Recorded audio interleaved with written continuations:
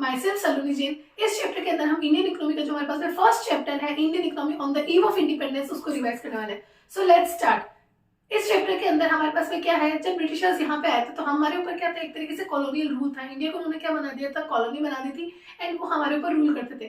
तो जब वो इंडिया को छोड़ के गए, जब हमें इंडिपेंडेंस मिली, उस वक्त इंडियन इकोनॉमी की कैसी स्टेट थी, कैसा इंडियन इकोनॉमी था हमारा, वो हम देखते हैं। तो यहाँ पे क्या था, हमारी जो इंडियन इकोनॉमी थी वो बहुत ही ज्यादा स्टैग्नेंट और बैकवर्ड इकोनॉमी थी, मतलब बहुत ही ज्यादा स्लो ग्रोथ हमें उसके अंदर देखने को मिल रही थी। डोमिनेंस था एग्रीकल्चर सेक्टर के ऊपर, हम इंपोर्ट्स के ऊपर पूरी तरीके से डिपेंडेंट थे।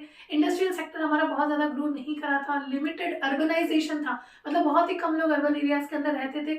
मिक्स्ड इकोनॉमी हमारे पास में यहाँ पे थी, ठीक है। अब एग्रीकल्चर सेक्टर कैसा था, एग्रीकल्चर सेक्टर किस तरीके से अफेक्ट हुआ जब ब्रिटिशर्स यहाँ पे आए, वो हम देखते हैं। तो एग्रीकल्चर सेक्टर के अंदर क्या था, हमारे पास में बहुत ही ज्यादा low production and productivity. Low production का मतलब होता है कि जो टोटल आउटपुट है वो बहुत ही कम था, और प्रोडक्टिविटी का मतलब होता है पर हेक्टेयर आउटपुट जो हमें मिलता है वो भी काफी ज्यादा कम था। ये क्यों था, क्योंकि हमारे पास में बहुत ज्यादा अच्छी टेक्नोलॉजी नहीं थी, इरिगेशन फैसिलिटीज वगैरह भी यहाँ पे प्रॉपर उस वक्त नहीं थी। सेकंड हमारे पास में आता है कि एक्सप्लॉयटेटिव लैंड सेटलमेंट सिस्टम, जिसको हम परमानेंट लैंड सेटलमेंट सिस्टम भी बोलते हैं, या फिर हम बोल सकते हैं जमींदारी सिस्टम। उसके अंदर क्या था, ब्रिटिशर्स ने क्या किया, जमींदार्स को ओनर बना दिया लैंड का, एंड उनको कहा कि आप एक फिक्स इनकम लैंड रेवेन्यू आप उन्हें क्या दो, कलेक्ट करके दो फार्मर्स से। तो फार्मर्स क्या करते थे, ब्रिटिशर्स को ना देके फार्मर्स क्या करते थे, जमींदार्स को लैंड रेवेन्यू देते थे, एंड जमींदार्स उसके बाद में एक फिक्स इनकम किसको देते थे, ब्रिटिशर्स को देते थे। हो क्या रहता है यहाँ पे, जो जमींदार थे जो वो क्या करने लगे, बहुत ज्यादा लैंड रेवेन्यू चार्ज करने लगे, एंड जो सरप्लस बचता था उसको वो अपने पास ही रखने लगे, उसको एंजॉय करने लगे, ना कि उसको एग्रीकल्चर इंफ्रास्ट्रक्चर को डेवलप करने में यूज कर रहे थे। ऐसा कुछ भी नहीं हो रहा था। इसलिए धीरे धीरे क्या होने लग गया कि जो क्रॉप प्रोडक्शन था वो धीरे धीरे और कम होने लग गया, सोइल की फर्टिलिटी डिक्रीज होने लग गई। उसकी वजह से क्या हो रहा था, फार्मर्स जो थे वो और ज्यादा पुअर होने लगे, क्योंकि लैंड रेवेन्यू देने के लिए उनके पास पैसा नहीं था, तो वो और ज्यादा कर्ज में जाते गए, ठीक है। इसके बाद में हमारे पास में आता है फोर्स्ड कमर्शियलाइजेशन ऑफ एग्रीकल्चर। इसके अंदर क्या था, कैश क्रॉप्स के लिए फोर्स किया गया था, क्योंकि उस वक्त ब्रिटिश इंडस्ट्रीज का वहाँ पे इंडस्ट्रियल रिवोल्यूशन चल रहा था, तो उन्हें बहुत ज्यादा रॉ मटेरियल की जरूरत थी। उसको इंपोर्ट करने के लिए वो क्या करते थे, रॉ मटेरियल एक्सपोर्ट कहाँ से करते थे, इंडिया से करते थे। इसीलिए इंडियन फार्मर्स को फोर्स किया जाता था कि वो कैश क्रॉप्स को ग्रो करे। इसके बाद में हमारे पास में lake of investment in agriculture infrastructure. Agriculture infrastructure पे कोई भी इन्वेस्ट नहीं कर रहा था, ना तो ब्रिटिश गवर्नमेंट इन्वेस्ट कर रही थी, ना ही जमींदार कर रहे थे, वो तो अपने पास ही रख रहे थे सरप्लस को, और जो पीजेंट्स फार्मर्स थे उनके पास में पैसा था ही नहीं इन्वेस्ट करने के लिए। इसलिए हमारा जो एग्रीकल्चर सेक्टर था वो बहुत ज्यादा धीरे धीरे क्या होने लग गया, पीछे होने लग गया। Gulf between owners of the soil and tillers of the soil, इसके अंदर क्या जो गैप था, ऑनर्स मतलब जो जमींदार थे, टीलर्स मतलब जो फार्मर्स थे, उनके अंदर जो गैप था वो बहुत ज्यादा बढ़ने लग गया था, क्योंकि जो ऑनर्स थे वो सरप्लस एंजॉय कर रहे थे, वो और ज्यादा रिच होते जा रहे थे। जो पुअर फार्मर्स थे वो धीरे धीरे और ज्यादा पुअर होने लगे थे, और दोनों ही क्या कर रहे थे, एग्रीकल्चर इंफ्रास्ट्रक्चर को डेवलप करने के लिए उसके अंदर इन्वेस्ट नहीं कर रहे थे। इसके बाद में है small and fragmented land holdings. इसका मतलब है कि जो लैंड होल्डिंग्स थी वो बहुत ही ज्यादा छोटी और बिखरी हुई थी, जिसकी वजह से कॉस्ट ऑफ प्रोडक्शन जो था वो ज्यादा आ रहा था। इसके बाद में है सब्सिस्टेंस आउटलुक। सब्सिस्टेंस आउटलुक जिसको हम सब्सिस्टेंस फार्मिंग भी बोलते हैं, इसका मतलब क्या होता है, सिर्फ उतना ही प्रोडक्शन हो रहा है कि फार्मर खुद की और खुद की फैमिली की नीड्स को ही फुलफिल कर पा रहा है, कोई भी एक्स्ट्रा सरप्लस नहीं हो रहा है जिसको वो मार्केट के अंदर जाके सेल कर सकते हैं, ठीक है। लास्ट पॉइंट है पार्टीशन ऑफ द कंट्री। इसके अंदर क्या था, जब पार्टीशन हुआ था, जब इंडिया पाकिस्तान का पार्टीशन हुआ था, तो उस टाइम पे क्या हुआ था, जो हमारा वेस्ट पंजाब था, मतलब जो रिच प्रोड्यूसिंग फूड एरियाज थे, रिच फूड प्रोड्यूसिंग एरियाज थे, वो काफी ज्यादा कहाँ चले गए थे, पाकिस्तान के अंदर चले गए थे, जिसकी वजह से इंडियन एग्रीकल्चर काफी ज्यादा इफेक्ट हो गया था। ये था हमारा एग्रीकल्चर का state on the eve of independence. इसके बाद में हमारे पास में आता है इंडस्ट्रियल सेक्टर। इसके अंदर है सिस्टमेटिक डी इंडस्ट्रियलाइजेशन। सिस्टमेटिक तरीके से डी इंडस्ट्रियलाइजेशन इंडिया के अंदर किया गया। ये इसके दो चीजें थी इसके अंदर। एक तो था इसका क्या मोटिव था, मतलब वो क्या करना चाह रहे थे, उसका क्या रिजल्ट हमारे यहाँ पे पड़ा। तो मोटिव क्या था, मोटिव ये था कि वो क्या करे, इंडियन मार्केट जो है उसको वो क्या बना ले, उसको एक्सप्लॉइट करे, रॉ मटेरियल जो है यहाँ का वो सारा का सारा वो कहाँ ले जाए, एक्सपोर्ट कर दे उसको, और इंडिया को वो पोटेंशियल मार्केट बना दे अपने फिनिश्ड गुड्स को क्या करने के लिए, डंप करने के लिए। मतलब कि इंडिया का दो तरीके से यूज हो रहा था। एक तो सारा रॉ मटेरियल क्या कर रहे थे, वो एक्सपोर्ट कर रहे थे, एंड इसके बाद में जो फिनिश गुड्स था वो सारा का सारा वो क्या कर रहे थे, इंपोर्ट करके यहाँ पे लाके डंप कर रहे थे, ठीक है। मतलब कि इंडिया को पोटेंशियल मार्केट बना लिया, जितना भी जो गुड्स वहाँ पे बन रहे हैं उसको इंडिया में लाके वो क्या करने लगे, सेल करने लगे। इसका रिजल्ट क्या देखने को मिला, रिजल्ट ये देखने को मिला कि जो हमारी हैंडीक्राफ्ट इंडस्ट्री थी वो पूरी तरीके से डिस्ट्रॉय हो गई, एंड सेकेंडली हर तरफ इंडिया के अंदर, इंडियन मार्केट्स के अंदर ब्रिटिश गुड्स दिखने लगे, मतलब वही सेल होने लगे। अब हैंडीक्राफ्ट इंडस्ट्रीज डिस्ट्रॉय कैसे हुई, तो हम ब्रिटिशर्स जब यहाँ पे आए थे उससे पहले क्या था कि हैंडीक्राफ्ट इंडस्ट्रीज क्या करते थे, बहुत ज्यादा हैंडीक्राफ्ट्स को क्या करते थे, एक्सपोर्ट करते थे, हम बहुत ज्यादा फेमस थे, ठीक है।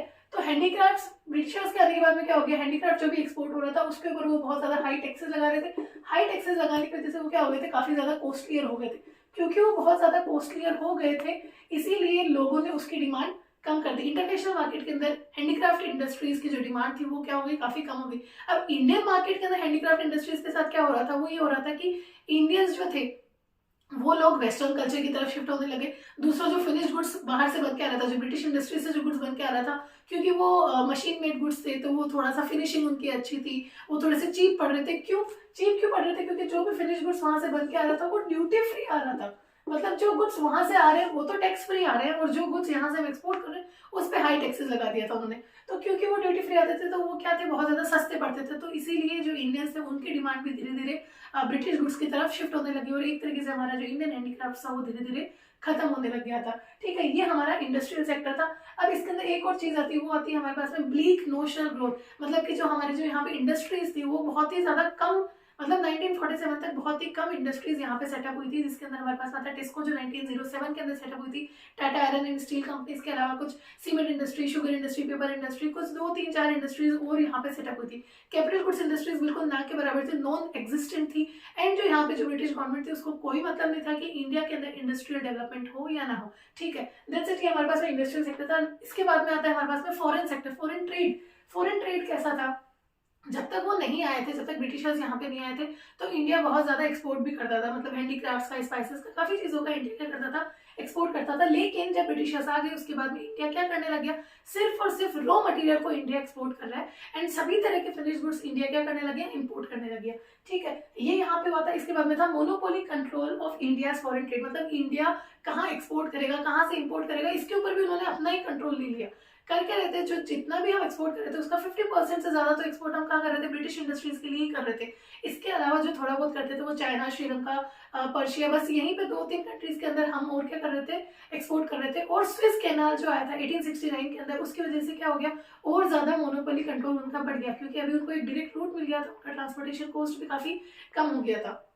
Surplus trade but only to benefit the British. इसका मतलब क्या है कि जो सरप्लस ट्रेड है, सरप्लस ट्रेड होता है क्या है, एक्सपोर्ट हमारा ज्यादा है इम्पोर्ट से। ठीक है, उसी को हम क्या बोलते हैं, सरप्लस ट्रेड बोलते हैं। तो सरप्लस ट्रेड के सिचुएशन में क्या है, क्योंकि हमारा एक्सपोर्ट ज्यादा है तो ऑब्वियसली हमें हमारे पास में पैसा आएगा। तो पैसा डेफिनेटली आया था, लेकिन वो पैसा जो ब्रिटिश गवर्नमेंट थी उन्होंने कहाँ लगाया, एडमिनिस्ट्रेशन एक्सपेंसेस के अंदर और कोर्ट्स के अंदर लगा दिया, ना कि इंडिया के डेवलपमेंट के अंदर। मतलब जो भी पैसा आना था वो पैसा कहाँ पे लग गया, एडमिनिस्ट्रेशन एक्सपेंसेस और वॉर्स के अंदर लग गया, इंडिया के डेवलपमेंट के लिए या फिर इंडियन इकोनॉमी को डेवलप करने के लिए नहीं लगा था। सेकेंडली, जो एक्सपोर्ट हमारा ज्यादा था ये भी गलत ही था, क्योंकि ये एक्सपोर्ट रॉ मटेरियल एक्सपोर्ट करने से आया था, ना कि फिनिश गुड्स एक्सपोर्ट करने से। इंडिया के अंदर मतलब इंडिया की डिमांड तो फुलफिल हो ही नहीं रही और आप उसको एक्सपोर्ट कर रहे हो, तो एक तरीके से ये गलत ही था। और जो इससे पैसा आ रहा था वो भी इंडियन डेवलपमेंट के लिए नहीं लगा था। तो एक तरीके से ब्रिटिश गवर्नमेंट ने बहुत ही ज्यादा बुरी तरीके से एक्सप्लॉइट किया था हमें। इसके बाद में आता है डेमोग्राफिक प्रोफाइल। डेमोग्राफिक प्रोफाइल के अंदर क्या है, birth rate and death rate दोनों ही बहुत ज्यादा हाई थी। इसका मतलब क्या है कि यहाँ पे बहुत ज्यादा पॉवर्टी हमें देखने को मिल रही थी। इन्फेंट मोर्टेलिटी रेट क्या होता है, इन्फेंट मोर्टेलिटी रेट का मतलब होता है 1 साल से पहले, मतलब 1 साल की एज होने से पहले जो पर 1000 जितने भी बर्थ्स होते हैं उसमें से कितने बच्चों की डेथ हो जाती है, उसको हम बोलते हैं इन्फेंट मोर्टेलिटी रेट। ये बहुत ज्यादा हाई थी, मतलब 218 जो बच्चे थे, मतलब पर 1000 बच्चे क्या है वो डेथ हो जाती है उनकी 1 साल की एज होने से पहले। इसका मतलब यहाँ पे जो हेल्थ फैसिलिटीज है वो बहुत ही ज्यादा कम थी। इसके बाद में है लाइफ एक्सपेक्टेंसी, मतलब एवरेज एज जो थी बहुत कम थी, एकदम 32 ईयर्स ये हमारी एवरेज एज थी उस वक्त की। ठीक है, ये भी इतनी कम थी। अभी एवरेज एज कितनी चल रही है, 69 ईयर्स, 69-70 एवरेज एज रहती है, लेकिन उस वक्त 32 ईयर्स थे, जो कि बहुत ही ज्यादा कम थी। इसका मतलब यहाँ पे बहुत ही ज्यादा पुअर हेल्थ फैसिलिटीज हमारे पास में थी। लास्ट लिटरेसी रेट भी काफी कम थी, लेस देन 16% यहाँ पे लिटरेसी रेट थी, जिसके अंदर फीमेल लिटरेसी रेट तो 7% से भी कम थी। इसका मतलब जेंडर बाइसनेस, डिस्क्रिमिनेशन यहाँ पे बहुत ज्यादा था। इसके बाद में आता है ऑक्यूपेशनल स्ट्रक्चर। ऑक्यूपेशनल स्ट्रक्चर का मतलब होता है कि जो भी वर्किंग पॉपुलेशन है वो कौन से सेक्टर के अंदर इंगेज है, उसी को हम बोलते हैं ऑक्यूपेशनल स्ट्रक्चर। जिसके अंदर सबसे ज्यादा पॉपुलेशन कहाँ पे इंगेज थी, हमारे पास में प्राइमरी सेक्टर मतलब एग्रीकल्चर के अंदर अराउंड 73% जो पॉपुलेशन थी वो उसके अंदर इंगेज थी। सेकेंडरी सेक्टर मतलब इंडस्ट्रियल सेक्टर के अंदर हमारे पास में सिर्फ 10% लोग इंगेज थे। एंड टर्शियरी सेक्टर जो हमारे पास सर्विस सेक्टर उसके अंदर 17.2% पर्सन इंगेज थे। इसके बाद में है इंफ्रास्ट्रक्चर। इंफ्रास्ट्रक्चर डेवलप हुआ था फॉर श्योर। एक बहुत अच्छा बेनिफिट जो हमें यहाँ से, जो हमें ब्रिटिशर्स के आने से मिला था वो था थोड़ा बहुत जो इंफ्रास्ट्रक्चर डेवलपमेंट हमें यहाँ पे मिला, मतलब रोड्स, रेलवे जो वो यहाँ पे डेवलप करके गए थे।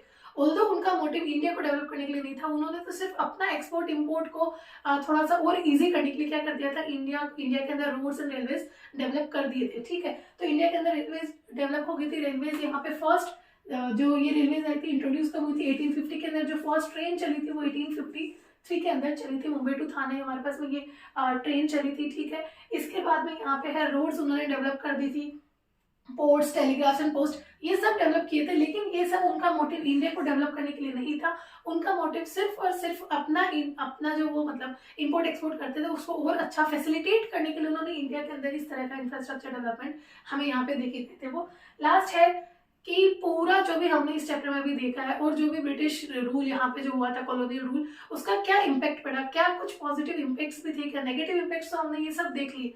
कुछ पॉजिटिव इम्पैक्ट्स भी वो यहाँ पे छोड़ के गए थे। वो क्या था, सबसे पहली चीज तो इंफ्रास्ट्रक्चर वो हमें देखे गए। ठीक है, कमर्शियल आउटलुक ऑफ फार्मर्स, मतलब फार्मर्स को समझ में आ गया कि एग्रीकल्चर को भी वो मतलब एग्रीकल्चर से भी वो अर्न कर सकते हैं, सिर्फ सब्सिस्टेंस नहीं, थोड़ा सा एक उनको कमर्शियल आउटलुक मिल गया कि वो अगर एक्स्ट्रा प्रोडक्शन करेंगे तो उसको मार्केट के अंदर सेल कर सकते हैं। सेकेंड है न्यू अपॉर्चुनिटी ऑफ एम्प्लॉयमेंट, काफी ज्यादा नई अपॉर्चुनिटीज एम्प्लॉयमेंट की वो यहाँ पे देखे गए थे हमें।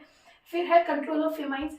अब कहीं पे भी जैसे फेमाइंस अगर है तो पहले क्या हो रहा था कि क्योंकि रोड्स रेलवेज इतना सब नहीं था तो फेमाइन अफेक्टेड एरियाज के अंदर हम जल्दी से फूड नहीं पहुंचा सकते थे। लेकिन क्योंकि रोड्स रेलवेज डेवलप हो गई थी तो फेमाइंस को हम काफी हद तक कंट्रोल कर पाए थे। इसके बाद में है monetary system of exchange, Britishers के आने के बाद ही हमें मिला था। एंड लास्ट है efficient system of administration. Efficient system of administration का मतलब है कि किस तरीके से, जैसे उन्होंने यहाँ पे इंडिया पे रूल किया, वो इंडिया वालों को ये सिखा के गए कि रूल करना कैसे होता है, मतलब रूल कैसे करते हैं ये भी वो रूल करके हमें सिखा के गए थे। तो ये कुछ पॉजिटिव पॉइंट्स हैं जो इस चैप्टर के अंदर हमने देखे हैं यहाँ पे, जो यहाँ पे हमें देखने को मिले जब ब्रिटिशर्स इंडिया के ऊपर आए थे और रूल करके गए थे। दैट्स इट, ये हमारे पास इंडियन इकोनॉमी का फर्स्ट चैप्टर है। आने वाली वीडियोस के अंदर हम इंडियन इकोनॉमी के रेस्ट ऑफ द चैप्टर्स को रिवाइज करने वाले हैं। इससे पहले जो कुछ चैप्टर्स मैंने रिवाइज कराए थे उनका लिंक मैं आपको डिस्क्रिप्शन में दे दूंगी। और हाँ, अगर इसका आप स्क्रीनशॉट लेना चाहते हैं तो आप इसका स्क्रीनशॉट ले सकते हैं, और ये बुक के ही सारे पॉइंट्स मैंने यहाँ पे लिखे हैं। Thank you. अगर मेरा वीडियो अच्छा लगा तो please like, share, subscribe. That's it.